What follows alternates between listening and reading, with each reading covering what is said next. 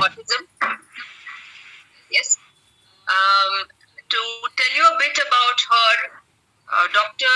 Shriya Srinivasan has graduated from Sarada Krishna Homeopathic Medical College in 2024. She has been a passionate student of homeopathy, and her milestones include winning the student scholarship for research from CCRH in 2021, winning presentations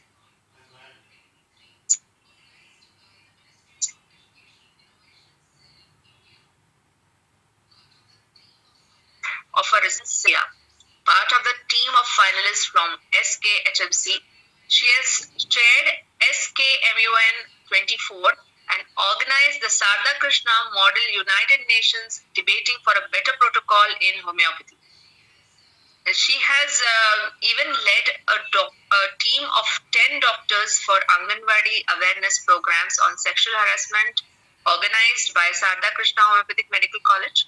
She has got the Best Poster Award in the medical conference Medicina Futura, Chennai, organized by Global Homeopathic Foundation for the poster on experimental study of the efficacy of homeopathically prepared tomato mosaic virus nosode in infected solanum lycopersicum.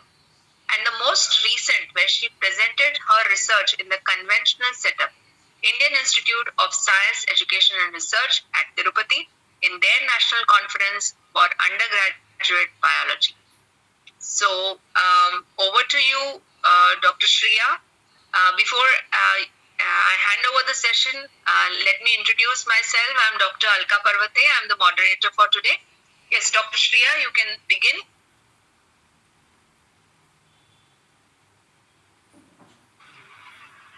Hello, a very good evening, everyone. I hope I'm audible and I'm visible. Yes. First of all, thank you so much, Dr. Alka ma'am, for the beautiful introduction. Thank you so much. And also, I'm very grateful for the gift I have gathered recently. And without further ado, I would like to start my presentation. And again, thank you everyone for giving me this opportunity here. So I'll just present my screen.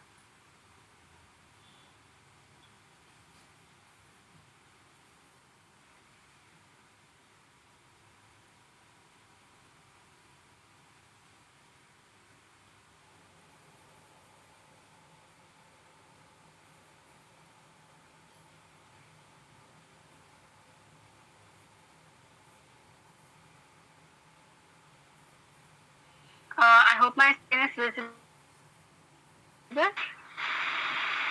Yes. Presentation not visible. Your screen visible. Okay. Yeah. Yes. I can see the first slide. Diagnostic presentation will yeah. We can see. Okay. Thank you. Okay, so I'll begin. So as the slide says, my topic for today is diagnostic tools for autism spectrum disorder. And the reason why we need a specific whole, presentation about diagnosis for ASD is that ASD is very hard to, diagnose in any child.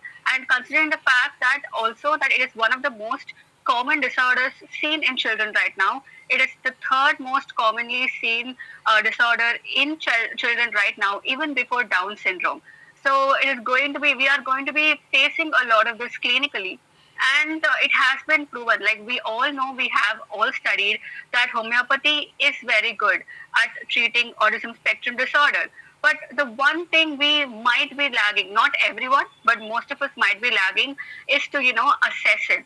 We need to know how much progress has happened. Like in the clinical setup, the parents will tell us, like, oh, right now he's actually giving me after your medication, he's giving me the object I asked him to pick up and give it to me. He wasn't doing that before. or right now he actually doesn't throw tantrums anymore. So these are all very good things. We know as a clinician that things are getting better. We know because of our case taking, because of everything, we know that it's getting better. But if you are, say, going to, like show this proof anywhere else, especially if you want to publish a paper, this won't be enough. We can't say the parent, we can't obviously on the paper say the parent is happy that the child is finally giving, eye contact. So that cannot happen. So that is where we usually, if you go for any other type of cases, we'll go for lab investigation or X-ray or USG.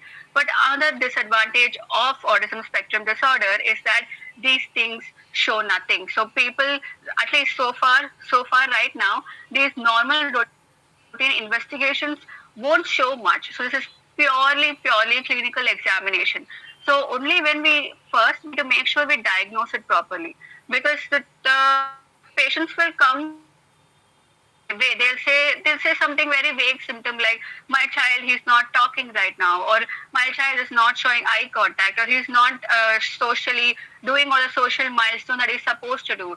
So the complaints will be vague, and we need to go in depth and see each one by one. So it is a tedious process, but the scaling is very important. One, to know the prognosis, and two, also to publish how much we have, improved the state of an autistic child. So it's basically a scientific validation as well.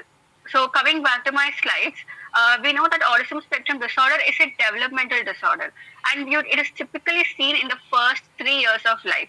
So the child may be normal initially, but the symptoms will start obviously showing. It might start obviously showing around 1.5 to 2.5 months. So that is also why in the future, when I show you more slides, you will see why there are some, why there are screening tests there in that particular time, so that we can screen them early.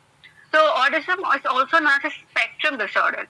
Why spectrum? Because there isn't one fixed thing here. Like a spectrum of colors, it can range from a mild learning or a mild social disability to something very more complex. And also clinically, it's very difficult to get autism spectrum disease alone, like autism alone. Usually it's coupled with many other things like ADHD, etc. So that is the basic introduction.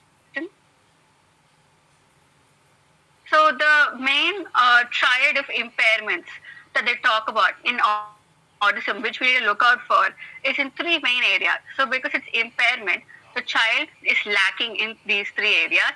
The first is communication. So it can be either verbal or non-verbal communication. So the child, one, won't be able to express what they're thinking. So they might understand everything, but they won't be able to express it, or they won't be able to express it in our way, the way conventional language works. They won't be able to express it in that way because they're not able to grasp the conventional language, but they might be good in some other way. And second is social interaction. The normal social cues, the normal social interaction, the normal social behavior might be either slow or lacking in an autistic child. And the last but not the least is imagination and imitation, which is very difficult. Both of them are very difficult for a child. Even though usually we see children or babies, they grow up imitating their parents or playing with imagination. But for autistic children, that might be very, very challenging. So some characteristic features is that the most confusing of all is that there is uneven skill development. So now suppose we take a 4-year-old child, there will be a list of milestones that they would have gotten, both social milestone, the mental milestone, and communicative milestone, learning milestone. We have a set of lists which not every, majority of 4-year-old would have achieved by that time. But if we take an autistic child who is also 4-year-old, they wouldn't have, they might have very good social, milestone of a 4-year-old, but their milestone, say physical milestone, will be of a 1-year-old. So there will be unequal development everywhere, especially skill development. So they'll be very confusing because you cannot say, they might be very much like, just like the other points say, they are very unique. They have some very good quality or very good unique ability in either one context. Like some autistic children can be very good at, for example, art. They can be exceptional even for their age, but they won't be able to speak properly. So this unequal development is also seen, and the fact that in one specific thing they'll be extremely good than an average child or even an average human being. That is also part of autism.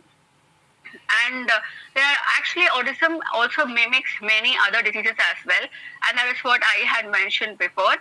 And some of them which are most commonly seen are ADHD, obviously, and intellectual disability, which is also known as mental retardation before, and anxiety disorders in a child, depression, sleeping disorders, seizures, learning disorders, cerebral palsy, fragile X syndrome, which is a genetic disorder, hearing impairment, and visual impairment.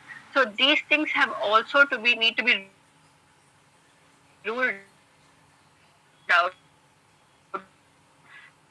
before we finalize the patient that we have. So this is a list. I'm not going to go in depth in it, but it is a list of how different autism can be in different age groups. That is, in 18 months old, in 18 to 48 months old, and in 4-year old. And if you notice closely, for example, in 18 months old, it's written that it's late to smile or does not demonstrate attachment behavior toward their primary caregiver, which is their mother. These are all, for example, normal milestones which the child must have gotten by this time. So if you take an 18-month-old child, they should have social smile. They should have mother attachment or recognizing their mother's face. They should have, they should avoid strangers. These things are normal milestones which a child might not have in autism. So to make sure that we know that a child is at least not normally developed, we need to make sure we know the milestones properly, like before we assess a child. So coming to my particular topic, which is diagnostic tools. So first of all, we don't know where to begin, right? Like how to begin, how to start. I mean, mostly for us, one advantage we have in homeopathy is we have case taking, which is obviously a solid start everywhere. So that is there. But after that, which we need to go, we also need to make sure that we not only do a homeopathy way, but we also do the diagnostic way. So, just so we have published papers. That's what I mean. So, case taking, this part is mostly already done by us. But I really have to go mention it again because it's part of the protocol. So, first, obviously, we take the medical history, the developmental history. So, that is their milestones, what they did, when they did, how did they do it. For example, there is neck holding, there is sitting without support, there is walking without support, social smile, recognizing mother, all of that. Next is behavioral history. Like how do they respond to when we say no, or do they sometimes when they find something which they really like, do they come and just show it to you? Is there that kind of a social interaction with your mother? And also many more things like how throwing tantrums, etc., etc. Or some autistic child may have exceptional behavior, like they might be always like flapping their hands because they are in a hurry, or they might be always shouting every time they feel a bit sensitivity around their surroundings. So that kind of every behavioral history from childhood till whenever the age they are right now. Next is family history. Obviously, we need to especially make sure if they know anybody in the closest family, even their cousins or anybody who has a history of developmental delay or anything related to developmental problems. And this was very basic. I'm pretty sure most of the doctors who are very experienced here would be already knowing it. So I'll just go through it very fast. Next is physical examination. We need to make sure, obviously, to go through all the growth parameters, head circumference, to rule out malnutrition, of course, and also to see if they have, good growth, height, and weight for their age. And general examination with also if there's any extra skin or neurological findings, because to rule out any genetic conditions, and inspection for any dysmorphic features, if they have any congenital deformities, and then observation, basic observation of the child, which we already have in our homeopathy. It is like how they interact, how they talk to their mother, how are they sitting, and obviously we can prescribe remedies based on it. So I need not really explain more about it. Everyone's more experienced about it. And also if they have any atypical behaviors which is specific for them, which again we'll do it in homeopathy, but even in ADHD if they have autism, if they have something specific, some peculiar behavior which they do, which is kind of making them stand out. And then obviously development and speech testing should be done, determination of ASD with some diagnostic scale, which I'll be explaining, and if required, this is usually not done in India or in every clinical setup, but if required, genetic testing as well.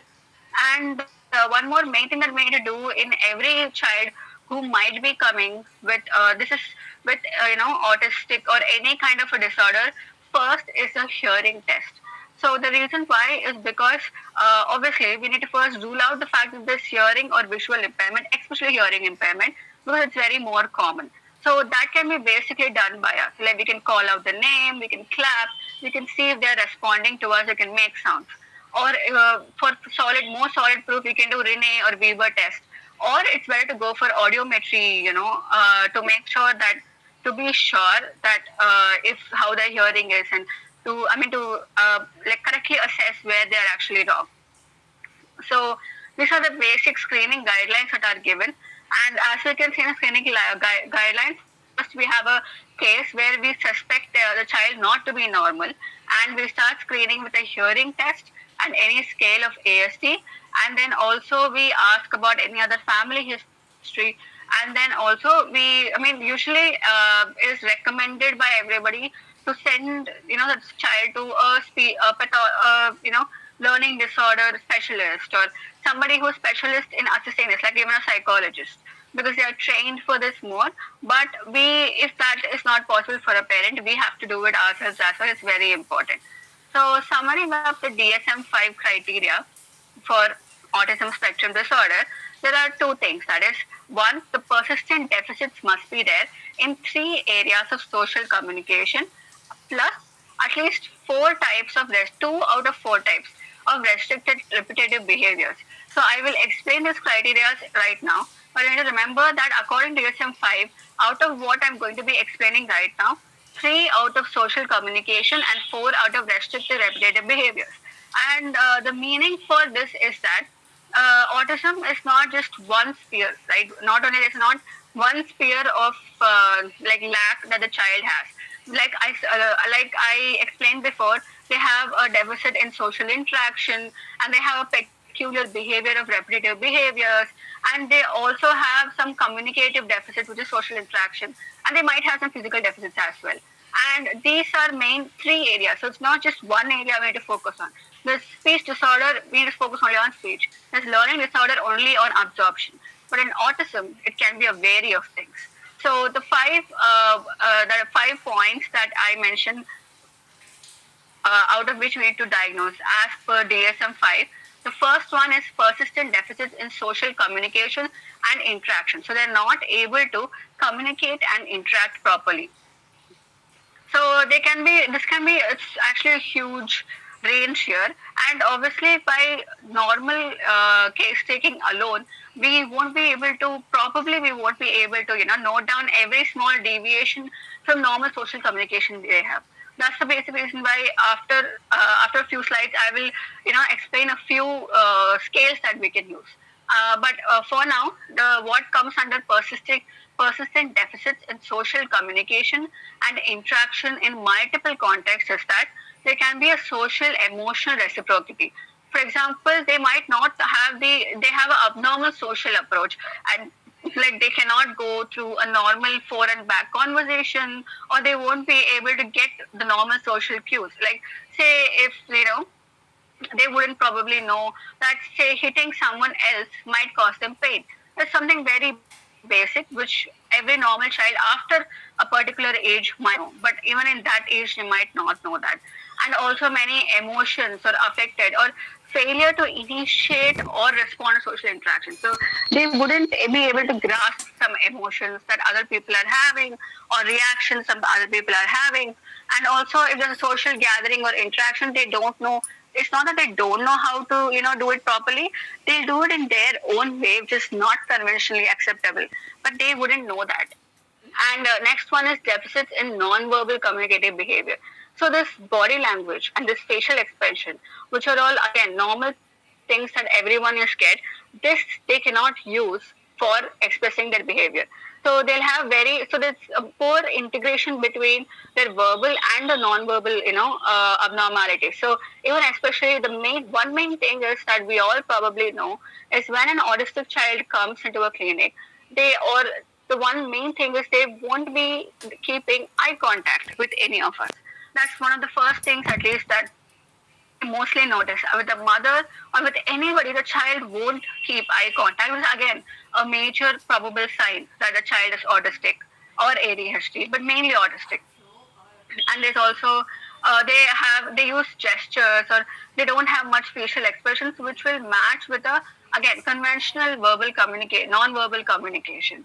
And next is they are not able to develop or maintain or understand normal relationships. So they're not able to make any kinds of friendship or anybody.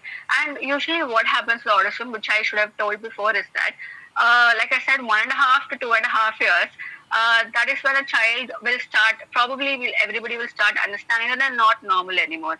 And sometimes the child might be very normal until they're like 3 years, until they join school. And when there is this burden to start performing socially, only then, their reality comes out. I mean, their this inability comes out.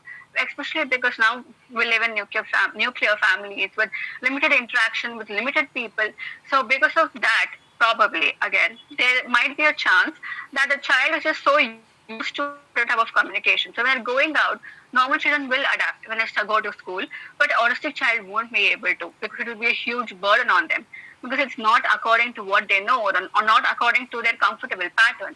And this might start showing their symptoms outside, which is around 3 to 4 years. So that's what we see here: deficit in developing and maintaining and understanding relationships as well.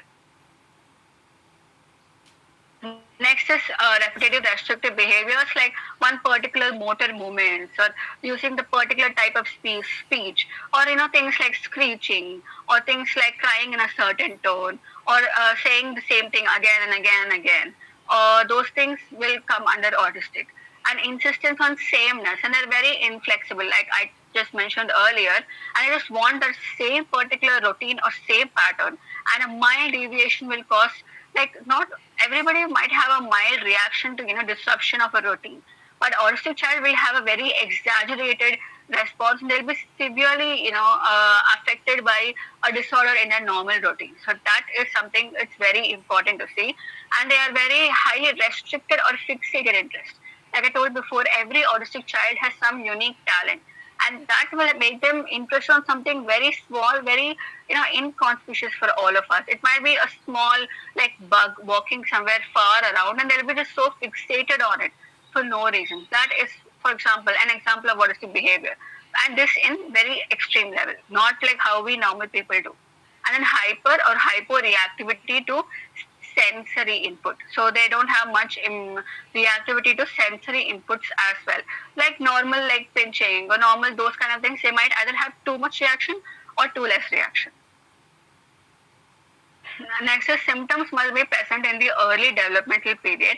But like I already mentioned, it might sometimes only manifest when they go to school, or when they have that burden of being under a lot of social pressure to, community social. So it can come later in life as well. And symptoms cause clinically significant impairment in social, occupational, or other important areas of current functioning. So when it's very severe, they're not able to have a normal social life, occupational life, or any sort of functioning, right? So when that level of symptoms come, that is when we need to confirm that it is autistic. And one of the main things that we need to know as doctors is that we need to make sure that it is ruled out that other intellectual disabilities, especially global developmental delay or everything else that I've put in the list before, that is not, that is ruled out. That is not there in that child. Intellectual disability and autism spectrum always frequently co-occur. So then we need to make sure that we diagnose both of them properly, and train them specifically according to that.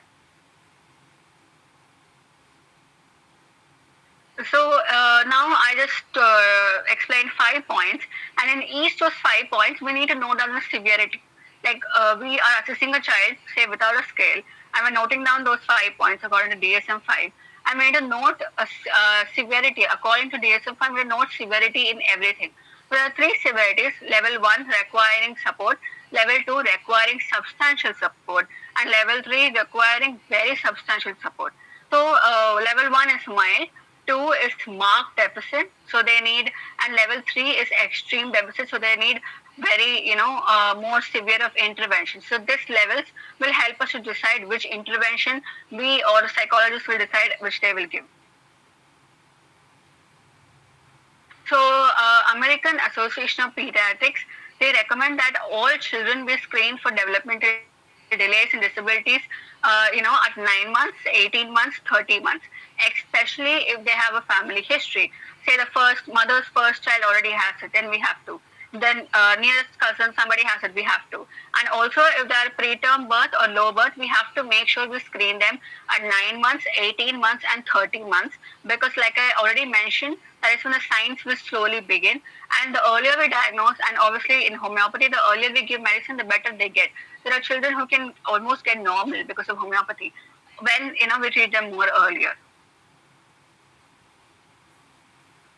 So just summing up everything that I've said, first, say we have a child coming and the mother complains that there is something off about them, and we notice that they're not, according to their age, they see some normal stuff. The child is very hyperreactive, not maintaining eye contact, they're not able to talk. They're 2 years old, the child is not able to talk or stand, and we notice that there is something off about the child.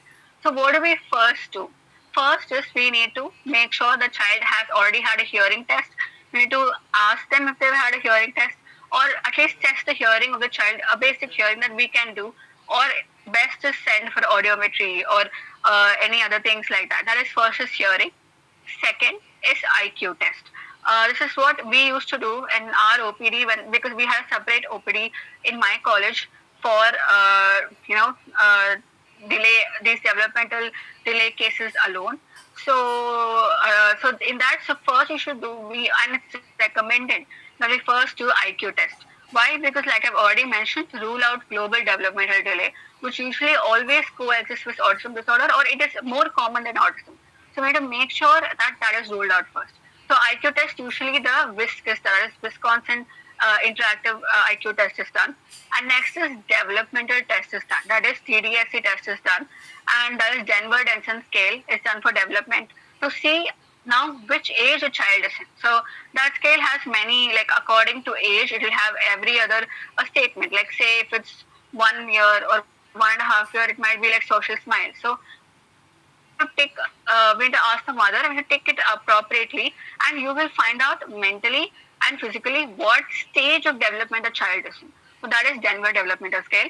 And last is autism screening with the perfect autism scale. And that is what I'll be now explaining right now. So when we come to scales,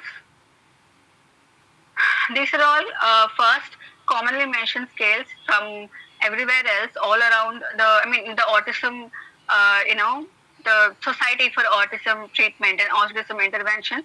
This first one is called as a modified checklist for autism in toddlers, revised with MCHAT-RF. One important thing is this is a screening test, not a diagnostic test. So I repeat, this is a screening test alone. This is not a diagnostic test. So screening is where, like say there is 100 children in the school, we screen them all with this test. And then when we get the appropriate result, we go do further diagnosis in them to confirm if they are really autistic or not. So the positive is that it is a two-stage parent report screening tool for toddlers between 16 and 30 months of age, and this is to assess a risk for ASD, just to see if the risk is there or not, if they are ASD, if they have ASD or not.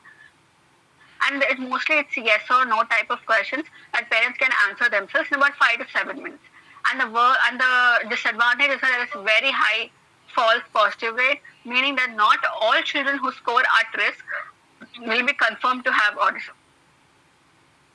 Coming to diagnostic tools right now. I'm so sorry, I'll just have water a little bit.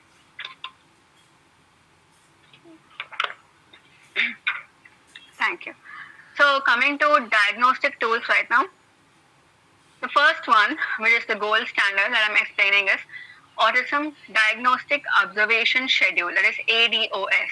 It is a gold standard like we've seen, but there are many people who don't accept it as gold standard because it is not sensitive enough. But this is basically for assessing and diagnosing autism pervasive developmental disorder across all ages. It covers all ages, all developmental levels, all language skills from adults to toddlers. And the best part is even without the use of a language development. Usually we need to ask the patient or see if the child has some kind of language or even the adult. But here there is no requirement for the need of a language there. So if there is even if there is no language development, we'll be able to assess them. Cutoff scores are provided for both broader diagnosis can also be done and also like very specific can be done as well. And this is a standardized materials and ratings are also there. The disadvantage is one, obviously it's paid. And the second is that it includes 4 modules, and these 4 modules, each of them require 30 to 40 minutes. And these 4 modules are for specific kind of people. So we need to find out which module will suit that particular patient, and then assess the module on them. So there is a lot of bias in performing this in the first place. Only if you're extremely experienced, you can try it out. And it is not detailed enough, and there is also clinical evidence showing that it is less sensitive for female children, which is again not fair. And there's also less sensitive in patients who are a bit different, who don't fall under the a conventional autistic setup. When there is hypersensual patients, for example, those kind of patients, this doesn't work. And last but not the least, lot of false positives. The next is autism diagnostic interview revised, and this is a interview kind of a scale. It's not exactly a scale.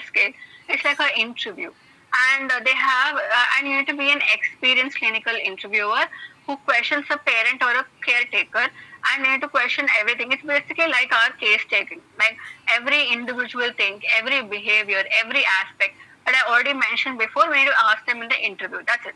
So there are 93 items of ADIR, and these 93 items are focused on 3 main things, which basically autistic people lack: language communication, reciprocal social interaction, restrictive repetitive behaviors, and interest. So this is what we already saw before.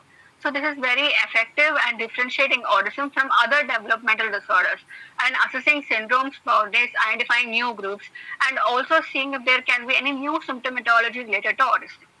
And the main thing is this is basically a case taking, right? So there can obviously be, and this structure takes an additional 1.5 to 2.5 hours, and you need to have a lot of patience, a lot of time to go through it, which also is possible. But you need to always make sure there is a recall bias. One, there can be recalling bias from the doctor about asking the question, or there can be recalling bias from the caretaker as well, and that is also a paid test. Next is CARS, and which is again something which everybody knows. There was already a CARS 1, and this CARS 1 was not sensitive enough, and because of that they made a CARS 2, which is more improved apparently. And this age range is again just 6 to around before underage from 0 to 6 years old, and also with an estimated IQ of 79 or lower, you will do CARS test. And only people who have experience in ASD can make a valid rating about CARS, and this is not a parent questionnaire. The reason why it's mentioned is that CARS was basically like misused a lot apparently by giving it to patient for parents and making them assess it, even though a clinician is supposed to do it. So then total scores were above the cutoff of around 28, indicate that the full comprehensive evaluation for ASD is warranted. So the main problem in CARS is again it's paid, and again there's a clinical observation bias, because CARS basically is completely the clinician assessing the child when they are in the clinic and writing down the score. So which is again not reliable, because clinic is definitely not the comfortable place for a child, and there is also observation bias which can happen by the observer, the clinician. So that is why CARS is not recommended a lot. This is next is the Indian scale for assessment of autism, which is what mostly, which this one and the next one, ETIC, is what is mostly we've used. And this Indian scale for Asthma autism was basically made because out of so many years, everything from the Western scales were used, which obviously did not match us, correctly. So after a lot of research and after a lot of collaborations, this was made, and this uses not only observation but also clinical evaluation of behavior, testing by our interaction, and also caretakers. Everything is done. You observe and see, and the clinical evaluation done in the clinic, and also by interaction, like the people making the scale, they interact with the child and see how it behaves, and they note it down, and also the caretaker's opinion is taken. So all spheres are covered in this. And this contains 40 items, each written on a 5-point scale, and these 40 are divided into 6 domains more. And the method of assessment is 1, observation, 2, informant interview, and 3 is testing. So the minimum score is 40 and maximum 200. And this is the range in that comes in the this table. We see the range. Less than 70 is normal. 70 to 106 is mild. 107 to 150 is moderate. More than 150 is severe. Please excuse me. I'll just have a little bit of water.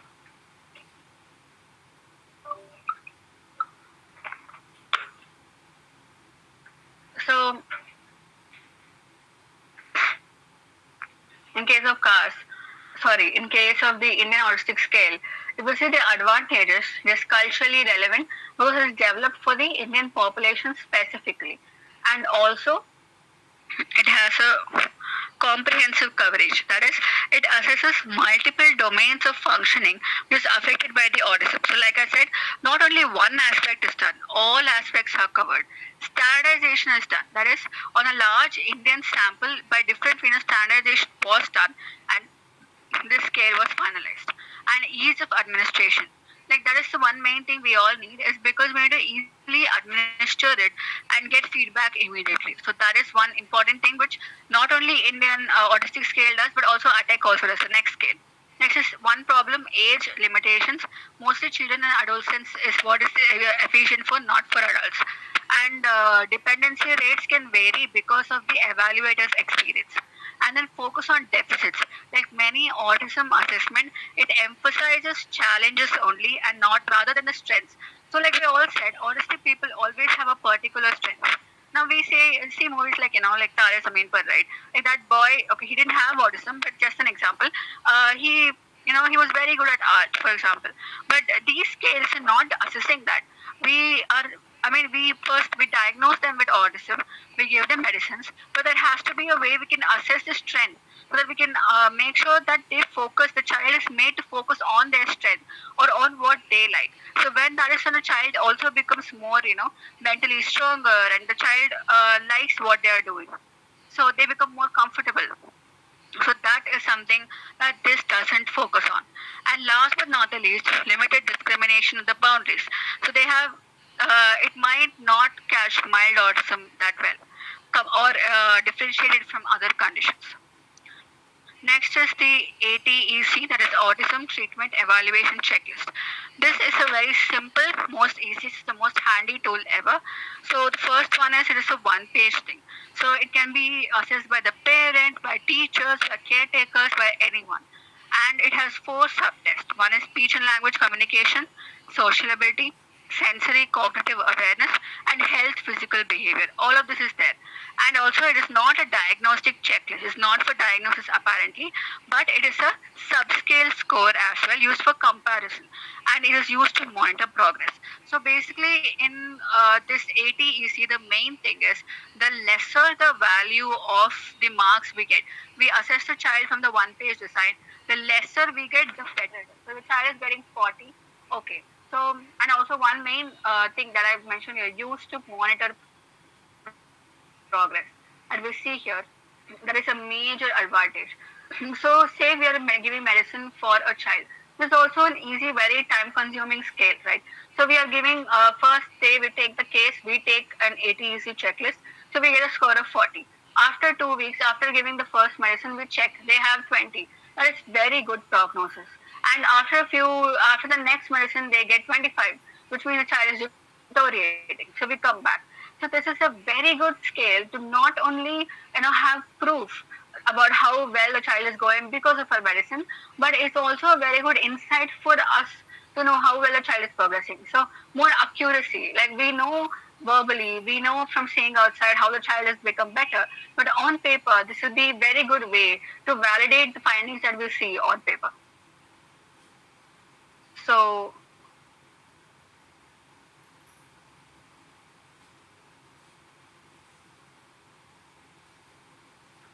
So I've actually come to the end of my presentation. I think I'm a bit early. So that is what I have to say. So summarizing, I kind of mentioned all the scales, and the most useful scales that I've seen is autism, Indian autism scale, and ATEC for autism. But before that, we need to make sure we do hearing tests as well, or make them do get hearing tests, and also the basic IQ test and developmental test. And one more main thing we need to know is that sometimes general patients come from some other doctors, even government doctors. They would have done all the testing, and it will be in the small book, etc. So we, by knowing the range and the scores, it will be just written there, like IASA. Usually they use, I think, yeah, they use Indian Autistic Scale. So they'll just put IASC like 400. I'm sorry, 80 like that, and we would know. We should know. We should be able to say what stage the child is in. So that will save us time. We need not do the whole thing again if that is a thing. So thank you so much for this opportunity, and I hope I added some value today. Thank you so much.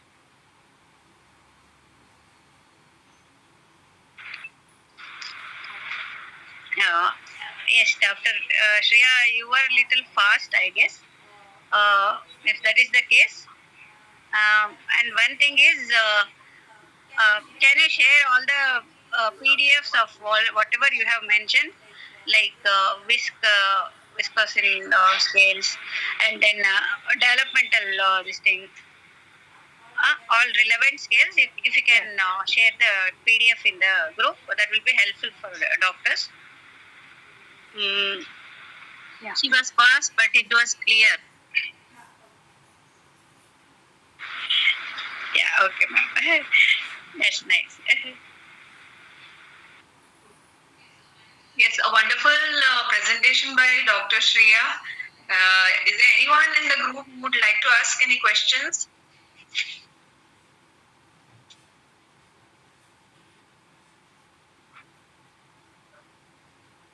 So I think there are no questions right now. Thank you, Dr. Shriya, for the presentation.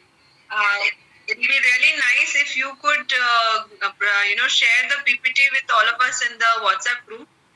And of course, at such a young age, yeah, you have so confidently, presented all these things, and it has given us really good insights into how to treat an autistic kid. So I'm sure those who have attended the session, they have gained a lot, and we look forward to being in touch with you, because you do have experience working with autistic cases. So great to have you in the group. Thank you so much, and thank you, audience, for being with us. Good night. Bye bye.